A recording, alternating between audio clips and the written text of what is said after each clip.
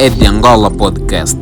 Cada episódio, uma história angolana. Uma história angolana. Traz benefícios, a modernidade traz benefícios, assim como afirma o nosso Domingos Sarrossi, mas há bem pouco tempo, Arthur, dizias que a modernidade em Angola, diríamos que não se realiza como poderia ser, na medida em que não se desenvolve através de aspectos culturais locais, nesse caso nacionais. São aspectos que provêm do Ocidente para então significar modernidade no contexto angolano. Neste sentido, a influência estrangeira seria uma ameaça para a cultura nacional? Não, e reforço. Eu disse, a questão da tradição, né, e modernidade é que a modernidade vai ser a evolução de certos elementos da cultura. Exatamente. E para o contexto angolano, temos duas sociedades paralelas. Exatamente. Uma sociedade moderna, em contrapartida, uma sociedade, diria, pré-colonial. Pois. Se formos a uma aldeia, veremos que não há nada de modernidade. Não há. Mas, no mesmo país, existe modernidade nas cidades. Exatamente. E é obviamente que a modernidade que se vive em Angola, aliada às tecnologias, muitas das vezes não são produtos da cultura angolana. Não, porque a cultura angolana é aquela que eu disse ficou estagnada. Mas nós nos beneficiamos. Digo que somos consumidores da modernidade. E essa modernidade é fruto da evolução de uma tradição, que no caso podíamos dizer europeia, americana e até certo modo asiática. Exatamente. Pelo que ela é importante por conta do elemento que estamos a frisar aqui, a globalização. Hoje nenhum país é uma ilha que por si só se basta. Hoje o mundo é uma aldeia global, os países estão em constantes relações, os países têm relações de amizades, relações diplomáticas, econômicas, por ali fora.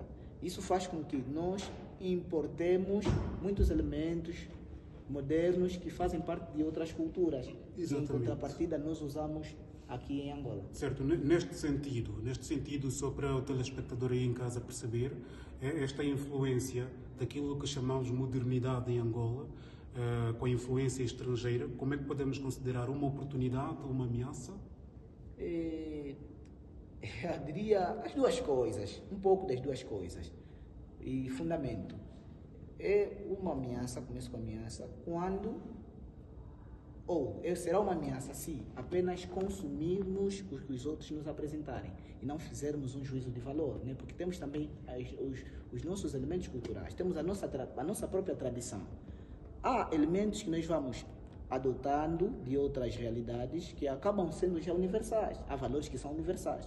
Mas temos alguns valores que os outros podem não valorizar, mas que nós devíamos valorizar, porque nos identificam. Eu vou dar um exemplo muito simples. Se olharmos um pouco na nossa história, enquanto angolanos, houve uma fase que não existia a polícia, mas não existia a criminalidade como existe agora. As zombalas, por exemplo, funcionavam, eram instituições das nossas realidades. Hoje já não se fala das zombalas, temos até um sistema de administração moderno, onde temos a figura de tribunais, temos a administração pública, temos a assembleia, e que também, de algum modo, vem fazer algum papel que aquela que eram as nossas instituições tradicionais já faziam. Eu digo, nós não evoluímos, nós aí adotamos um sistema de administração estrangeiro e adotamos no nosso, e chamamos de moderno. Eu entenderia a modernização na perspectiva de que, se as nossas ombalas evoluíssem, seria modernidade. Para um outro tipo de instituição. O que acontece? As nossas ombalas ainda estão lá. Okay. E nós não usamos. Hoje, se alguém me dever 1 milhão, eu não lhe devo ao SOBA. Eu levo a um tribunal estatal. E esse tribunal que nós chamamos de estatal é fruto de um sistema europeu. Agora, a ameaça vai ser se nós matarmos tudo que nós recebemos dos outros. Agora, qual é o benefício? O benefício é como temos visto, né? Nem tudo que nós consumimos é errado. Aliás, a maior parte dos produtos que nós consumimos aqui nas cidades, nós não produzimos em Angola. Nós recebemos dos outros, dos próprios produtos televisivos, os próprios produtos, os próprios produtos de bens e consumos, até os telefones, isso tudo vem de lá. Agora, o perigo é qual? Um perigo grande é Nós hoje nos vestimos como os brancos. Pois. Por quê? Isso já não é uma ameaça, né? Isso é fruto da colonização. Exatamente. E aqui, já para terminar essa parte da resposta, é um fruto da colonização, porque nós ainda continuamos sendo assimilados.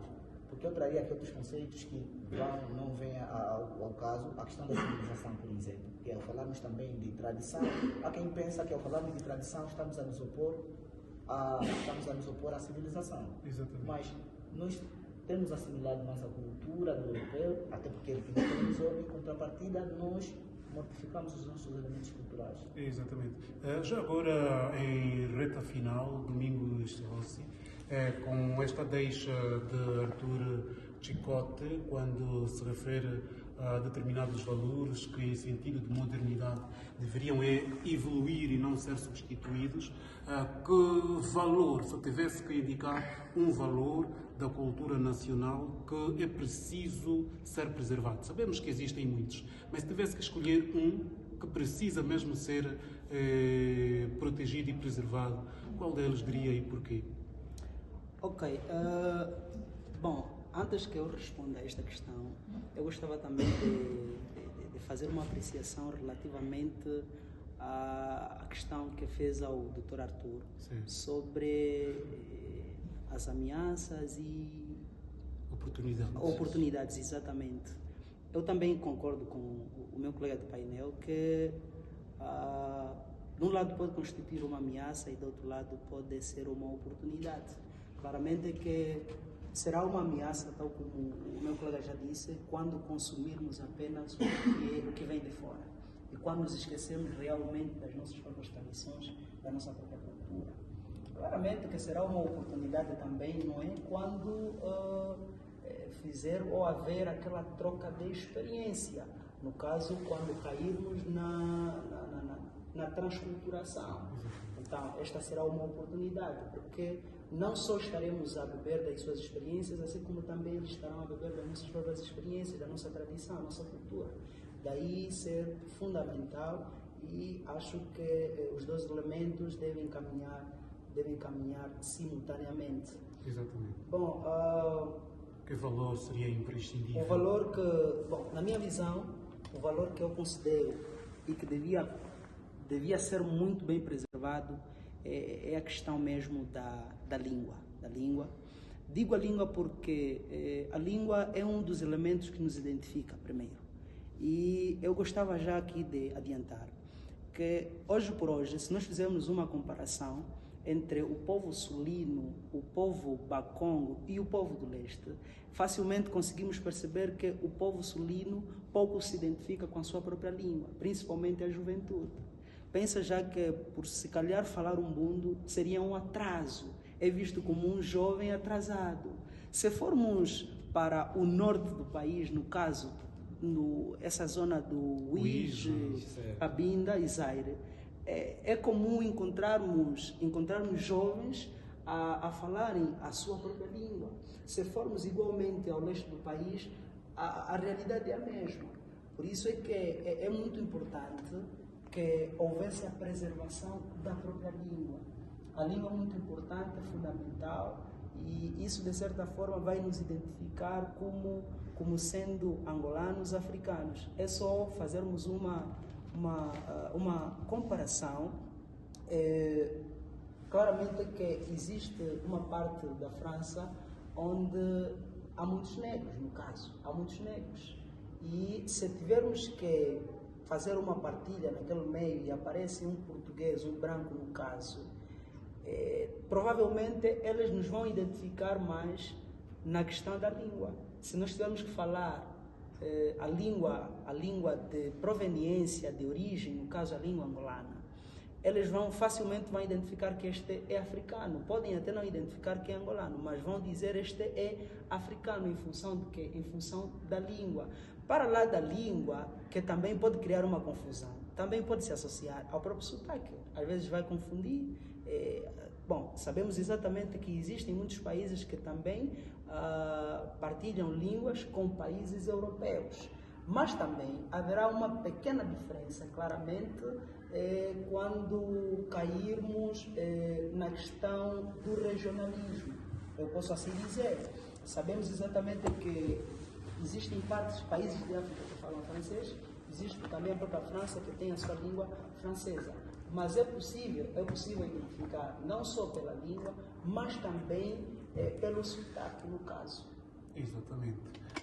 Arthur Chicotti, tem-se dito por aí que um povo que não valoriza a sua língua tem, assim, a construção de um futuro em que as suas histórias possam ser adulteradas, possam ser contadas de uma forma não tão significativa, como de facto ocorreram. Apontaria a língua aqui também como um elemento da cultura indispensável na ocasião de escolher apenas um? Certamente a língua, e acresço os nomes, como já fundamentou muito bem o meu colega a questão das línguas, eu apresento os nomes. Hoje por hoje você vê o homem angolano, nasceu no Bié ou no Uíge, o nome dele é João de Souza.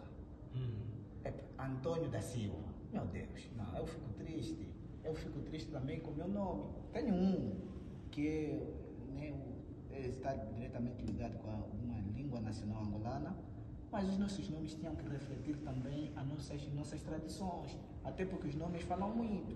Tem-se contado uma história por ali, mesmo para explicar a importância do nome, tem-se contado uma história por ali, que na Europa temos um João da Silva, e aqui um angolano também nomeou seu filho João da Silva. O angolano aqui fica a dizer, meu Deus, quero carro, quero casamento, tá bom, Deus vai atender, mas daquilo ao João da Silva que está em Portugal. Ok. E não temos essa relação antropológica, porque a questão também do nome é antropológico, é cultural, tem que estar ligado com algum elemento da cultura, tem que explicar alguma coisa da tradição. E nossos nomes não têm esse impacto antropológico por conta do quê? Por conta do que eu chamaria globalização, e que eu não acredito nesse quesito, porque eu nunca vi nenhum europeu a colocar o nome de Ticine no filho dele, eu sou angolano de colocar João da Silva. Eu nunca vi um francês a colocar o nome de Nancalhafina, mas aqui você encontra a mãe Eusalina, quer dizer, então o nome também, os nomes deviam ser Acaba preservados. por ser então um elemento que merece ser preservado, dentre outros, mas como delimitamos aqui apenas um, então acabam por ser estes elementos, a língua e também o nome, como elementos da cultura que são indispensáveis para a preservação daquilo que é de Angola. O de Angola Podcast caminha mesmo para a sua reta final, mas não gostávamos de sair daqui sem sabermos da vossa perspectiva para o angolano, o jovem angolano do futuro. Domingos Saossi, como vê com essa realidade que se está a construir na juventude angolana, como vê o jovem angolano daqui a pelo menos 20 anos? Bom, daqui a pelo menos 20 anos, com a realidade que está a ser construída, principalmente no seio da juventude, acredito que, se não houver nenhuma mudança, será um caos. Será um caos porque parece que hoje o jovem se esquece completamente das suas raízes, procura viver mais a realidade de outro mundo, no caso, e é uma ameaça para as gerações futuras, porque eles não terão, as gerações não terão quem poderá passar esses princípios, não terá quem poderá orientar se a juventude atual não for orientada. Exatamente. Se a juventude atual não conseguir preservar as suas raízes, claramente que não terá como fazer preservar ou ensinar as próximas gerações. Exatamente. Daí que é importante mesmo que, primeiro, nós os jovens precisamos preservar, precisamos conservar os nossos próprios princípios, as nossas tradições, e olhar para elas como meios orientadores que servem exatamente para nos conduzir ao longo da vida. Exatamente.